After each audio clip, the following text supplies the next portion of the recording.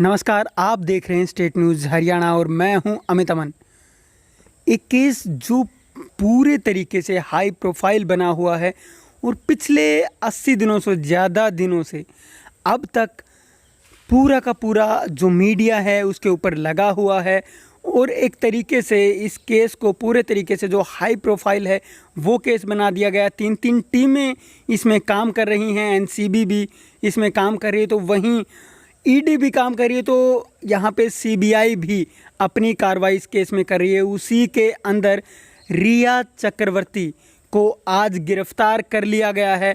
यहाँ तक कि बहुत से चैनलों पे तो अब भी उसको निर्दोष साबित करने की कोशिश की जा रही है। आपने देखा होगा कि कुछ चैनलों ने कहा, एक चैनल ने उसका इंटरव्यू भी लिया था और उसमें उसको पाक साफ दिखाने की कोशिश की गई थी। और अभी भी कुछ ऐसे चैनल्स हैं जो कि ऐसे पीछे लगे हुए हैं जिनका कहना है कि इस तरीके से अगर हम करेंगे तो एक महिला के पीछे लगभग 3 एजेंसियां जो हैं वो काम कर रही हैं और इसी तरीके से पूरा का पूरा जो मीडिया है वो 2 भागों में बढ़ चुका है। लेकिन जो मेन बात है वो ये है कि रिया चक्रवर्ती की आज गिरफ्तारी हो चुकी है और उसको अब हॉस्पिटल ले जाया गया है। उसका जो कोरोना टेस्ट है वो वहाँ पे किया जाएगा। एनसीबी के ऑफिस से आज उसकी गिरफ्तारी की गई है।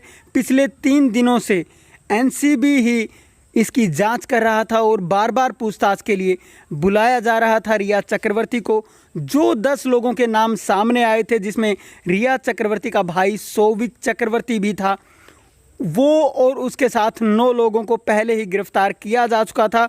लेकिन अगर 3 दिन की बात करें, संडे को जब पूछताछ हुई तो उसके अंदर भी काफ़ी चीज़ें निकल के सामने आई। लेकिन दोबारा से जब एनसीबी संतुष्ट नहीं हुआ तो उन्होंने दोबारा से पूछताछ के लिए रिया चक्रवर्ती को बुलाया और उसके बाद भी जब एनसीबी संतुष्ट नहीं हुआ तो आज तीसरे दिन एक बार फिर से उनको बुलाया गया।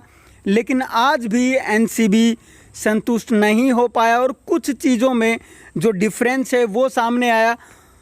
सौविक का कहना कुछ और था या दूसरे जो लोग थे उनका कहना कुछ और था। और साथ साथ अगर हम बात करें आज की, तो आज रिया चक्रवर्ती से जब बात हुई तो उनका कहना उन्हीं सवालों के ऊपर कुछ और था और जो सवाल थे उनका जवाब रिया चक्रवर्ती नहीं दे पाई और इस वजह से उनको आज गिरफ्तार कर लिया गया है। और जो कि कयास पहले से लगाए जा रहे थे उन्हीं के तहत आज उनको गिरफ्तार किया गया है। अब उनके ऊपर केस चलेगा। मैं आपको बताऊं कि 3 धाराओं के अंतर्गत उनको गिरफ्तार किया गया है। 8C की बात की जाए, धारा 8C के अंतर्गत उनको गिरफ्तार किया गया है। अगर दूसरी धारा की बात करें तो 20B के अंतर्गत भी उनको गिरफ्तार किया गया है और 27A के अंदर उनको गिरफ्तार किया गया है, जो कि लगभग तीनों ही धाराएं ड्रग्स से संबंध रखती हैं। और ड्रग्स की अगर बात की जाए तो ड्रग्स में एक पूरे तरीके से जो इनको सिंडिकेट के तौर पे या लिप्त के तौर पे देखा गया था, रिया चक्रवर्ती का जो केस था वो इसी पे पूरा बना और उसके बाद में आज उनको गिरफ्तार किया गया है। इससे पहले इस मामले में पहले भी काफ़ी जांच हुई। लगभग 80 दिन से सभी चीज़ों के ऊपर निगाहें रखी जा रही हैं और जब सीबीआई के पास केस पहुंचा तो ईडी, सीबीआई और एनसीबी ने मिलकर इस केस को लगातार एक अलग कुछ निकालने की कोशिश की और केस के अंदर से जब निकालने की कोशिश की गई तो उससे निकल के बाहर जो जिन आया है वो रिया चक्रवर्ती के रूप में आया है और अब रिया चक्रवर्ती को गिरफ्तार कर लिया गया है। उसी में अगर हम देखेंगे तो रिया चक्रवर्ती अपने किसी भी जवाब से ना तो ईडी को संतुष्ट कर पाई, ना ही एनसीबी को संतुष्ट कर पाई और ना ही रिया चक्रवर्ती सीबीआई को किसी भी जवाब से संतुष्ट कर पाई। जब 3 दिन तक उनसे लगातार अब पूछताछ हुई तो उसमें भी एनसीबी का कहना यही था कि गोल मटोल करके जवाब दिए जा रहे हैं, जो सवाल पूछे जा रहे हैं उनका जवाब बिल्कुल भी नहीं दिया जा रहा। लेकिन वहीं अगर बात की जाए उनके वकील की तो उनके वकील का भी कहना वही है, जो कुछ चैनल्स बात कर रहे हैं वही कहना उनके वकील का है कि एक निर्दोष महिला के ऊपर 3 एजेंसियां उसके पीछे पड़ी हुई हैं, तो किस तरीके से वो निर्दोष हैं वो तो आने वाला समय ही बताएगा। लेकिन कुछ ना कुछ निकल के जब सामने आता है तभी जो जांच एजेंसियां हैं वो उसी समय गिरफ्तार करती हैं जब कोई ना कोई सबूत उसके खिलाफ पाया जाता है।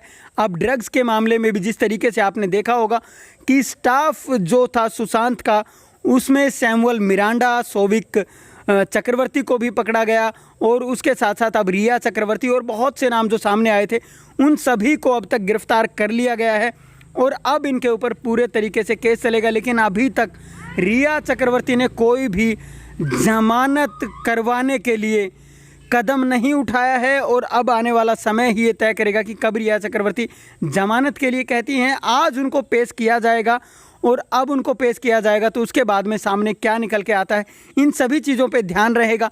लेकिन अब तक जिस तरीके से रिया चक्रवर्ती को गिरफ्तार किया गया है, पूरा का पूरा मामला अब जो बना हुआ था वो आपके सामने था और जिस तरीके से पूरे मामले की 80 दिन से जो रिपोर्टिंग चल रही है, मीडिया भी दो फाड़ हो चुका था।